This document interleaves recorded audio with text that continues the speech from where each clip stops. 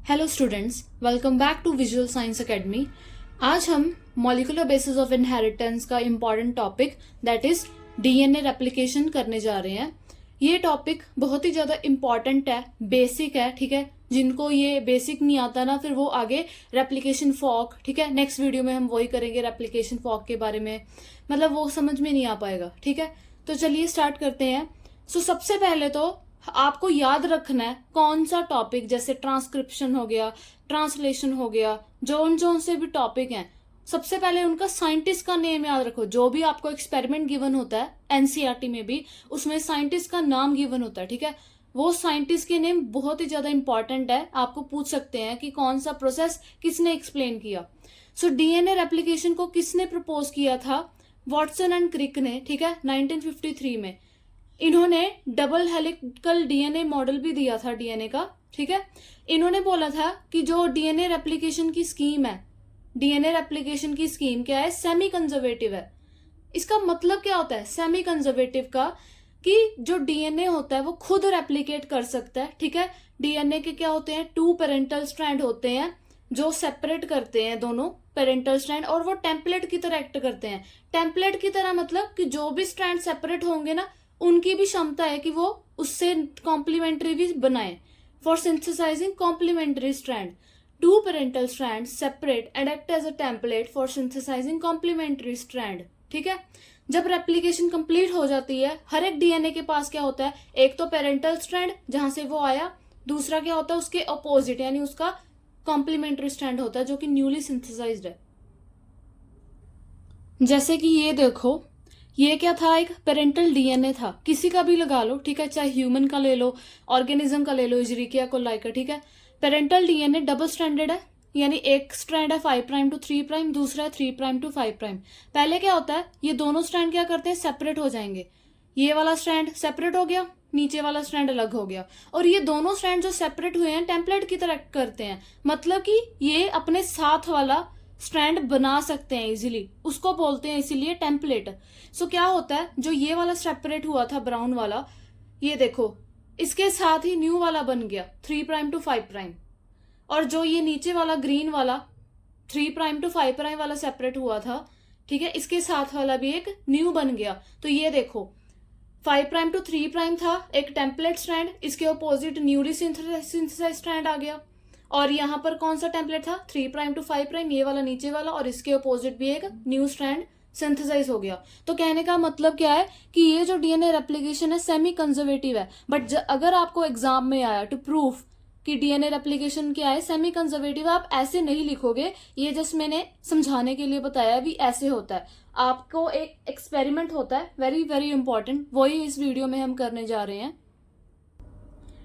Experimental proof देना आपने for semi conservative mode of DNA replication. जो ये टॉपिक करवाया जाएगा इसके ऊपर आपने ध्यान से लिखना है, राइट डाउन करना आपने। सबसे पहला पॉइंट है इंपॉर्टेंट, किसने दिया एक्सपेरिमेंटल प्रूफ? 2 साइंटिस्ट थे, Matthew Meselson and Franklin Stahl, in 1958।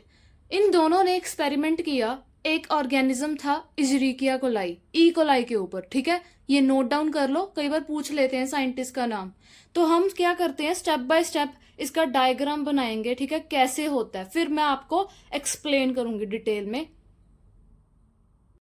सबसे पहले देखो, आपको क्या दिख रहा है? ये डबल स्ट्रैंडेड डीएनए दिख रहा है, ठीक है, पर्पल कलर का N15 डीएनए है।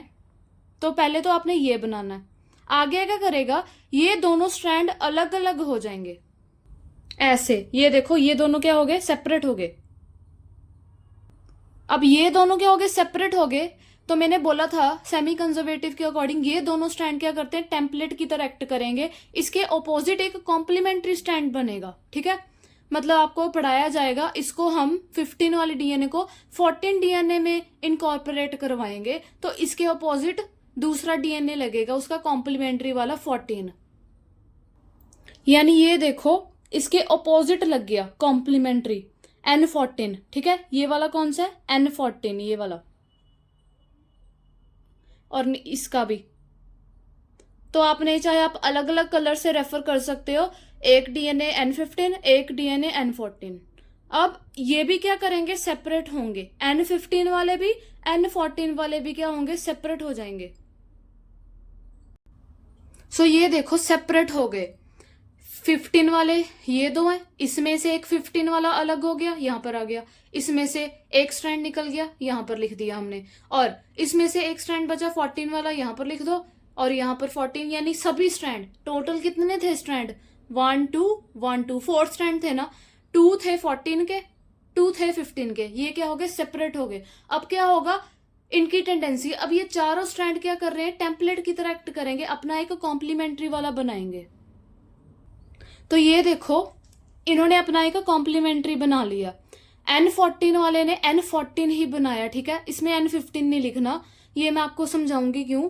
और सिमिलरली ये देखो 15 वाला डीएनए था ना अकेला, इसके साथ 14 वाला आ गया, ये भी एक 15 डीएनए था, इसके साथ भी एक 14 वाला डीएनए लग गया, और ये तो 14 था, इसके साथ 14 वाला लग गया। तो ऐसे आपके क्या है, डीएनए स्ट्रैंड्स की रेप्लिकेशन होती जाती है, ठीक है। और ये दोनों कौन से, हाइब्रिड है, क्यों, क्योंकि हर एक में एक तो 14 है, एक 15 है, ये दोनों हाइब्रिड डीएनए होते हैं। तो चले हम स्टार्ट करते हैं, स्टेप बाय स्टेप पढ़ाऊंगी। एक बार डायग्राम बना लो, जैसे जैसे मैंने बोला है, सेपरेट कलर्स लेना, ठीक है, इन दोनों को रिप्रेजेंट करने के लिए 14 और 15 को, ताकि कंफ्यूजन ना हो। स्टार्ट करने से पहले एक और चीज ध्यान में रखनी है, ये नीचे क्या दिए गए हैं, ये इनकी डेंसिटी ग्रेडियंट है, इनकी, इन सभी की। जैसे इसमें क्या था, सिर्फ N15 डीएनए था ना 0 मिनट में, कोई और नहीं था डीएनए। तो ये क्या है, N15 दो डीएनए क्या है, N15 और हैवी था। फिर 20 मिनट्स के बाद क्या देखते हैं हम, एक N15 था, एक N14 था, N15 यानी हाइब्रिड हो गया, यानी आपको दोनों क्या मिले, हाइब्रिड डीएनए मिले 20 मिनट्स के बाद। फिर 40 मिनट्स के बाद हम देखते हैं क्या है, दो क्या थे, N14 डीएनए, और दो क्या थे, हाइब्रिड थे, यानी दो हो गए हाइब्रिड, N15 और दो क्या हो गए, नॉर्मल, ठीक है, N14 40 मिनट्स के बाद। तो ये क्या होती है, इनकी डेंसिटी ग्रेडियंट है, कि इनको हम ऐसे भी रिप्रेजेंट कर सकते हैं, बट आपने क्या करना है, एग्जाम में पूरा डायग्राम बनाना जिसमें ये डीएनए भी दिखाए हो और ये डेंसिटी ग्रेडियंट भी दिखाई गई हो। तो सबसे पहला स्टेप क्या आता है इस एक्सपेरिमेंट में, जो दो साइंटिस्ट थे उन्होंने क्या किया, इजरिकिया कोलाई को ग्रो करवाया इन N14, ठीक है, मतलब कि 15 अमोनियम क्लोराइड था, उसमें उसकी ग्रोथ करवाई, मतलब कि उसमें कौन सा नाइट्रोजन था, N15 था, ये क्या होता है, हैवी आइसोटोप होता है, तो इसकी उसमें ग्रोथ करवाई। मान लो इजरिकिया कोलाई का डीएनए हमने ऐसे रिप्रेजेंट कर दिया ग्रीन से, ठीक है, पहले तो ऐसे दिखता था इजरिकिया कोलाई का डीएनए, अब इसको हम ग्रो करवा रहे हैं किसी 15 के मीडियम में, N15 में ग्रो करवाएंगे, क्या ये मिक्सचर नहीं मिल जाएंगे हमें, एक N15 एक इजरिकिया कोलाई का डीएनए, N15 इजरिकिया कोलाई का डीएनए, बट हमें कैसे चाहिए, इस फॉर्म में चाहिए, सिर्फ हमें N15 डीएनए चाहिए, हैवी डीएनए चाहिए, इसमें इजरिकिया कोलाई का हमें मतलब उसकी जरूरत नहीं है। तो उसको कैसे सेपरेट करें, जो ये ग्रीन वाले हैं, इसमें भी एक ग्रीन है, यानी इजरिकिया कोलाई का डीएनए, इसमें भी है,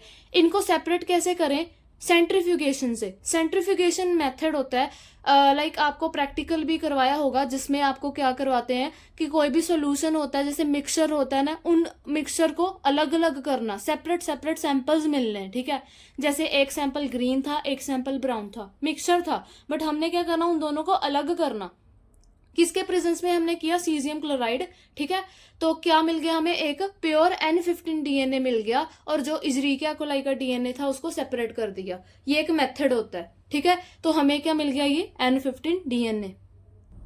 अब सेकंड आता है, हमने क्या करना है, जो N15 डीएनए था, ठीक है, इसको हमने किस में ग्रोथ करवानी है, इसकी कौन से मीडियम में, 14 अमोनियम क्लोराइड, यानी जिसमें आपके पास क्या हो, N14 हो, और आपने क्या लेने हैं, अलग अलग सैंपल्स लेने हैं डिफरेंट टाइम इंटरवल में, ठीक है। फिर क्या होगा, आपको अलग अलग टाइम इंटरवल के बाद कुछ सैंपल्स मिलेंगे, जैसे हमने एक सैंपल लिया 20 मिनट के बाद, हमें क्या मिला कि हमारे पास कौन सा था डीएनए, हाइब्रिड था, जिसमें N15 भी था, N14 भी था, जैसे ये डेंसिटी ग्रेडियंट से दिख रहा है आपको, N14 N15 एक हाइब्रिड डीएनए मिला, ठीक है, टाइम इंटरवल के बाद। ये थी आपकी पहली generation, generation 1 consisting of N15 and N14 hybrid DNA, ठीक है, ये हो गया आपका सेकेंड स्टेप।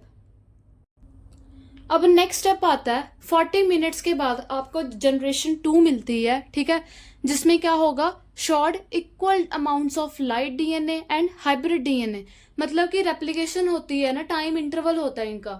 तो 40 मिनट्स के बाद जब डीएनए रेप्लिकेशन देखते हैं तो आपके पास क्या मिलेगा, इक्वल अमाउंट। ये दो थे हाइब्रिड डीएनए, दो क्या थे, नॉर्मल डीएनए थे। लाइट डीएनए N14 दो थे और दो क्या थे, हाइब्रिड डीएनए। इक्वल अमाउंट में मिल रहा है।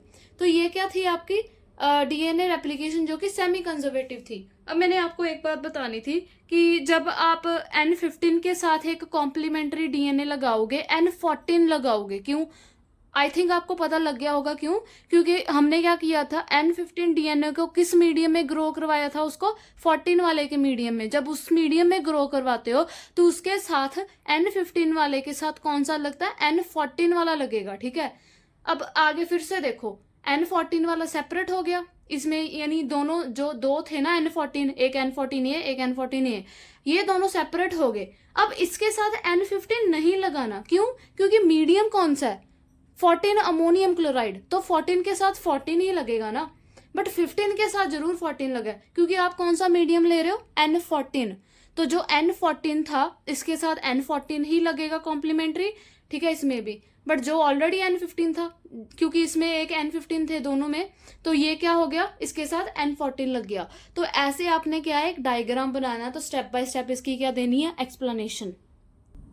अब ये लास्ट इंपॉर्टेंट थिंग है, वेरी वेरी इंपॉर्टेंट है, कई बार पूछ लेते हैं। एक और साइंटिस्ट था, टेलर एंड हिज कोलीग्स, 1958 में इन्होंने भी ये एक्सपेरिमेंट किया था। किसके ऊपर, विशिया फेबा। इन्होंने भी क्या प्रूव करा था, सेमी कंजर्वेटिव डीएनए रेप्लिकेशन। इन्होंने इसमें क्या यूज करा था, रेडियो एक्टिव थायमिडिन। ये डिफरेंस है, जो हमने ये वाला एक्सपेरिमेंट किया इसमें क्या यूज करा गया, 15 ammonium chloride, 14 ammonium chloride. But इसमें क्या यूज कर रहे हैं वो, रेडियो एक्टिव थायमिडिन। तो ये था आज का कॉन्सेप्ट।